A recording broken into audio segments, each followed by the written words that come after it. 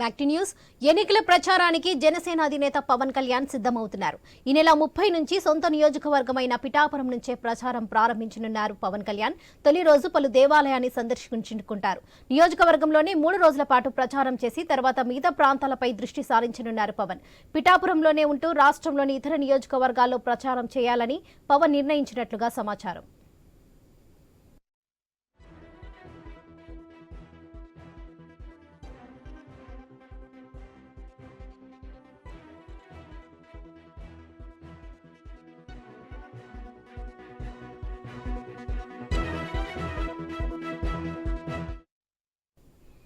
ఎన్నికల ప్రచారానికి జనసేన అధినేత పవన్ కళ్యాణ్ సిద్ధమవుతున్నారు. ఈ నెల 30 నుంచి సొంత నియోజకవర్గమైన పిఠాపురం నుంచే ప్రచారం ప్రారంభించనున్నారు.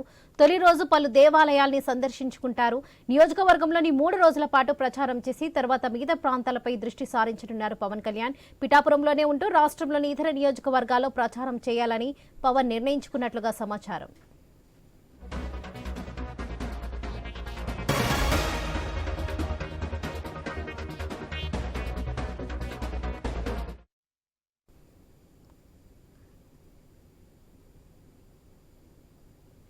ఎన్నికల ప్రచారానికి జనసేన అధినేత పవన్ కళ్యాణ్ సిద్ధమవుతున్నారు. ఈ నెల 30 నుంచి సొంత నియోజకవర్గమైన పిఠాపురం నుంచే ప్రచారం ప్రారంభించనున్నారు పవన్ కళ్యాణ్. ఇక ఇదే విషయంపై మరింత సమాచారం మా ప్రతినిధి రాజేష్ అందిస్తారు. రాజేష్, చెప్పండి.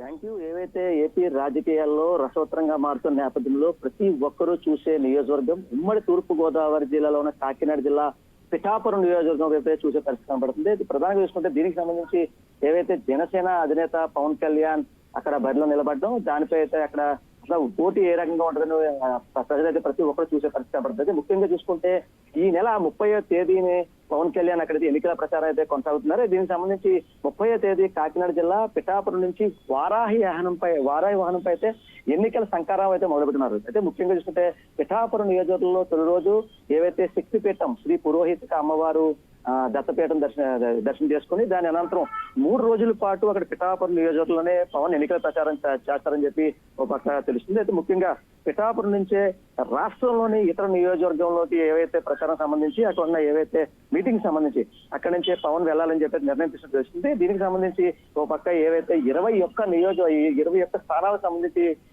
జనసేనకు సంబంధించి ఎవరైతే అక్కడ క్యాండిడేట్స్ ఎవరుతున్నారో వారు అంటే పిఠాపురం నియోజకవర్గం నుంచి అక్కడి నుంచి వీరు నేరుగా అక్కడ స్థానానికి బయలుదేరి అక్కడే ప్రచారం కొనసాగుతూ తెలుస్తుంది. అయితే దీనికి సంబంధించి ఏవైతే ఎన్నికల శంకరం పిఠాపురం నియోజకవర్గం నుంచే మొదలుపెట్టి అక్కడ అమ్మవారిని దర్శించుకుని అనంతరం 3 రోజుల పాటు కూడా పిఠాపురంలోనే ముఖ్యంగా అక్కడ భేటీ అయ్యి అక్కడ ముఖ్య నాయకులతోని అలాగే అక్కడ టీడీపీ జనసేన బీజేపీ పుత్ర నేపథ్యంలో అక్కడ ముఖ్య నాయకులతో అందరితోనే భేటీ అయ్యి అక్కడ ఎన్నికల ప్రచారం కొనసాగుతుందని చెప్పి మనం చెప్పుకోవచ్చు. అయితే దీనికి సంబంధించి ఇప్పటికే ఓ పక్క టీడీపీకి సంబంధించి ఎస్పీఎస్ఎల్ వరకు అలాగే బీజేపీకి సంబంధించి అక్కడ ముఖ్య నాయకులు అలాగే ఎవరైతే ప్రస్తుతం ఎంపీగా ఉన్న ఎవరైతే ఎంపీ అభ్యర్థిగా ఖరారు చేసిన ఎవరైతే తంగేళ్ల ఉదయ్ శ్రీనివాస్ వీరైతే పవన్ కళ్యాణ్ రావడానికి అక్కడ వారు ఉండడానికి అయితే పూర్తి ఏర్పాట్లు చేశారని చెప్పుకోవచ్చు. దీనికి సంబంధించి ఏవైతే ఆయన 30వ తారీఖున ఆయన రావడానికి అక్కడ ఎన్నికల ప్రచారానికి అయితే ఇప్పటికే పోలీస్ పర్మిషన్ తీసుకుంటామని చెప్పి ఒక పక్క ఎవరైతే